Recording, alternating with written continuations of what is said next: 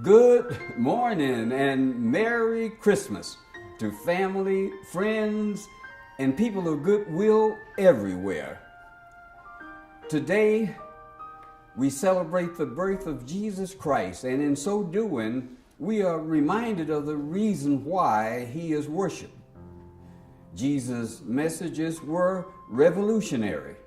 His words simple, but yet profound, and his words provoked either happy acceptance or violent rejection. Jesus Christ gave to us the message of love, mercy, and compassion. The most important of these elements was and is love. Love not only your family and friends, but love your enemies. Bless them that curse you, do good to those that hate you, and pray for them who despitefully use you and persecute you. Love is the only path to peace, freedom, and happiness. Love was and is the essence of Jesus Christ. This year, many of our people got tricked on Halloween, but our family got treated big time when my granddaughter Tina gave birth to a beautiful baby boy named Lincoln Thomas Ikers. Lincoln arrived into this world at 11:54 p.m., weighing in at 6 pounds 5 ounces and 19 inches long, and he possessed the best set of lungs recorded in history. Congratulations and lots of love to Tina, Mark, and Lincoln. Now, we are indeed fortunate that we lost no family members to the spiritual world this year, but I will make mention of several renowned human beings that we lost and who made monumental contributions to our society. Joe Jackson, the extremely talented manager and father of the Jackson family, which included Michael and Janet, launched the family's musical dynasty in the 1960s. He started the Jackson 5 in 1965 and joined the Motown family in 1968. Mr. Jackson passed away June the 27th at the age of 89. We lost Aretha Franklin, who earned international fame as the Queen of Soul, as she warmed millions of hearts with her melodious voice. I don't think that there is one soul amongst us over 20 years of age who didn't groove to her rendition of R-E-S-P-E-C-T. But her vocal skills were not limited to soul music. In 1998, while at the televised Grammy Award program, Luciano Pavarotti, world's renowned operatic tenor, was scheduled to sing an aria from Giacomo Puccini's Nessun Dorma. But at the last minute, he developed a sore throat and could not perform. Sting, the show's host, desperately approached Aretha, who was seated in the audience, and asked of her to accommodate by replacing Luciano. She agreed and gave a memorable performance, singing both in English and Italian.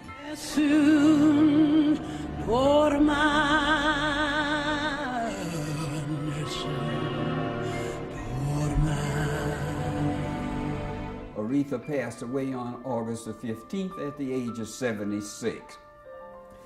John McCain, U.S. Senator for 30 years from Arizona, and he was one of our country's greatest military heroes that spent over 5 years in solitary confinement as a prisoner of the Vietnamese, where he also suffered many episodes of torture.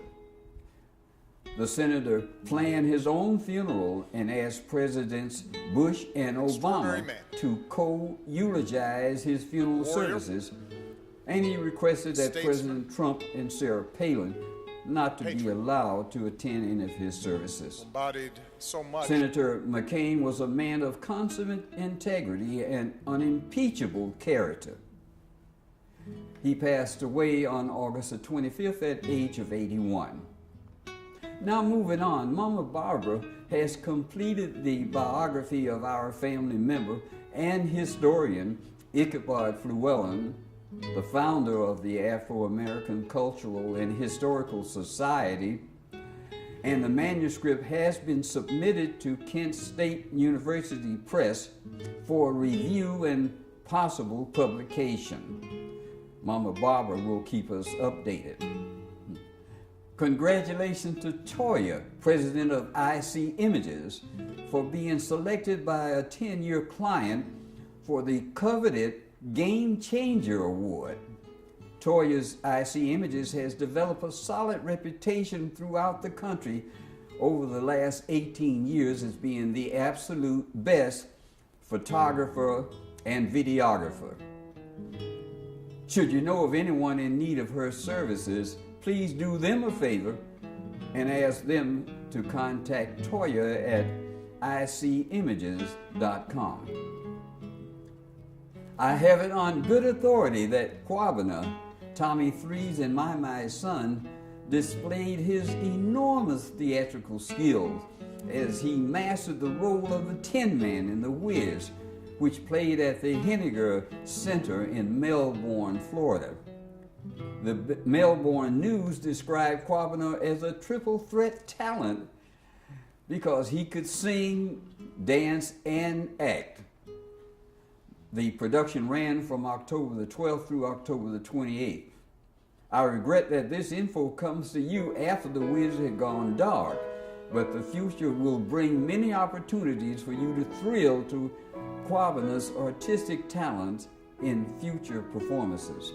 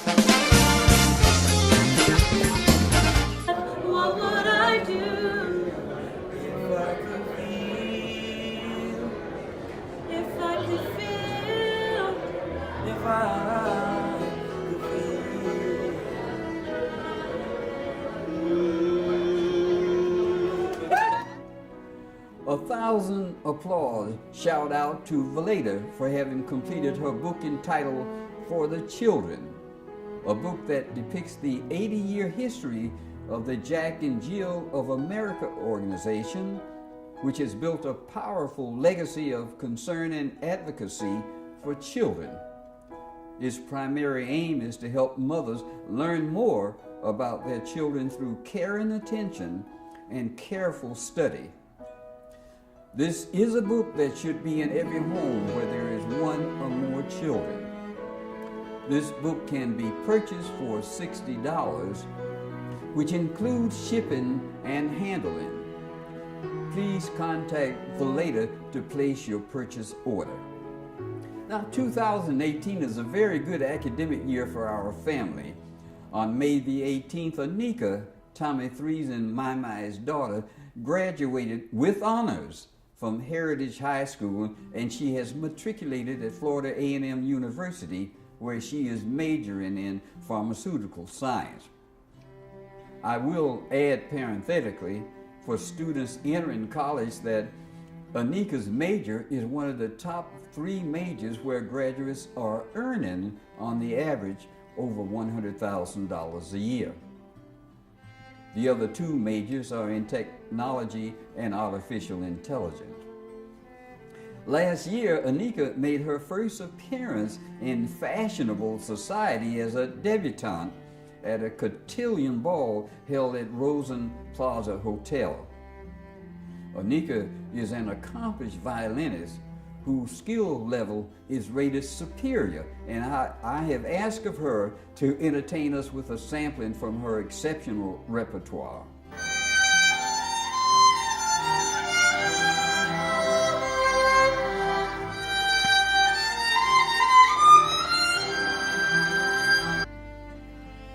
Anika, I thank you dearly for that performance.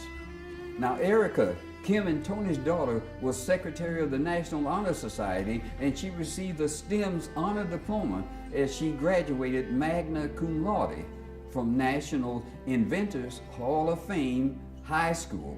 And she has matriculated at the University of Pittsburgh, where she is majoring in civil engineering. Terrence Goldson, Nicole's son, graduated from Druid Hill High School and will continue his education at a local school. DeMonte Torian, Yeshiva's son and Dorothy's grandson, is doing extremely well as a sophomore at Columbus College of Art and Design. DeMonte has made the dean's list twice in pursuit of his baccalaureate degree. Gabrielle, Kim and Tony's daughter, graduated from the University of Akron for the second time. This major was in public relations. For the 5th consecutive year, Gabrielle has made the dean's list. She has chosen to work with the AmeriCorps Vista program at United Way for 1 year in the Education and Community Impact Department. Now, to our students, the Flewellen Scholarship Program and your families are extremely proud of you, because we know that you are working diligently and meticulously to complete your educational curriculum in preparation to become eminently qualified to assume the leadership roles that our country desperately needs. As a token of our appreciation, the Flewellen Scholarship Program will award to Anika and Erica $100 each, and $200 each goes to DeMonte and Gabrielle. In addition, each will receive a certificate of excellence. Now, in 1990, I was driving down Cedar Road when I saw my mother, who was 95 years of age. She was walking 2 miles from home. I got out of my car and I approached her, asking her where was she going. She told me that she was going to a nursing home to read biblical stories to a few old folks. Now, my mother aged but never got old. Many people look upon their lives as having come in 2 stages, young and then old. They often reminisce on the exciting adventures that they had experienced in their 30s, and now in their 60s they lament that life has passed them by, as they have become somewhat decrepit. Aging isn't what brought on decrepitude. It was their decrepit thinking. Look, your brain doesn't have a clue as to your age, and your brain doesn't care how old you are. Your brain will respond to the impulses and stimuli that you repeatedly send to it, complaining about the things that you can no longer do. These negative impulses will eventually convince the brain that you are indeed old. I am suggesting that you live your life in only one stage while eliminating the old. Now, medical technology has added years to your life. Now, I will suggest a formula of activity that will add life to your years. Here's how. The brain needs desperately to be stimulated, and this can be accomplished with mental gymnastics. For example, working crossword puzzles, learning a second language, or learning how to play a musical instrument. Mental exercise can delay or offset the start of Alzheimer's disease and facilitate the reproduction of new brain cells. Second, get at least 7 hours of sleep. night or day. Walk briskly 1 mile or more each day. The fitter you are, the better your brain functions, because excess body fat negatively impacts the brain as well as your body. Eat dinner about 6 p.m., but eat no snacks afterwards. And eat daily a constant diet of fruit and vegetables, include fish twice a week. Unless you have organic health problems, don't use body aids, like a walking cane at age 70 that you had no need of at age 30. I want you to live and enjoy every year of your life. Now, we are living at a time where President Trump and some congressional Republicans have failed miserably to provide liberty and justice for all of our people, as is their sworn obligation. In fact, they represent the greatest problem facing our nation. The problem is not immigrant invaders, as President Trump called desperate people from Honduras, who are trying desperately to obtain a decent livelihood for their families. The problem is that President Trump has inoculated his racist base with a virus of incendiary hatred rhetoric that has precipitated into a hostile environment whereby those who are opposed to the president's policies are at risk of losing their freedom or perhaps their lives. This president shouted praise to Representative Gianforte of Montana because he body slammed a reporter. And this president was so thrilled that he publicly demonstrated for his base the art of body slamming. His people consider this an approval, an invitation from the president to do physical harms to others with impunity. President Trump started his divisive tactics by criticizing NFL players for taking a knee at a football game, arguing that this action showed disrespect for the American flag. The football players saw this exhibit as a way of exercising their First Amendment's right to protest police brutality aimed specifically at young black men. Surely Americans have empathy and appreciate protest, for without protest, this country would still be a colony of England. Speaking of loyalty to your country, let us take a look at the Trump family. Trump's grandfather Frederick came into this country in 1898 as an immigrant from Germany, and he tried to re-enter Germany in 1904, but he was expelled from that country because he did not serve in the military as was his duty. Donald Trump's family has been in this country for 120 years, and they all have found ways and means of avoiding spending one day of service in our military. Although Trump's grandfather was an immigrant, this poor excuse for a president has demonstrated such deep hatred of other immigrants that he gave orders for children to be separated from their mothers at our southern borders, with no plan or intent for them to be reunited. Many children may never be reunited with their parents. While this scene is unfolding, at the same time, this hypocritical president filed a request with the Department of Labor this year to hire 70 immigrants with H-2B visas through our immigration system to man his staff at his Mar-a-Lago golf club in Palm Beach, Florida. Since he launched his presidential bid in 2015, the total number of immigrants hired for all properties under the Trump's name is 518. Trump openly shows his racism or bigotry towards people of color by making feeble attempts to prove that Americans of color are mentally retarded. He named LeBron James, Congresswoman Maxine Waters, CNN anchor Don Lemons, and Stacey Abrams, candidate for governor of Georgia, with low IQs.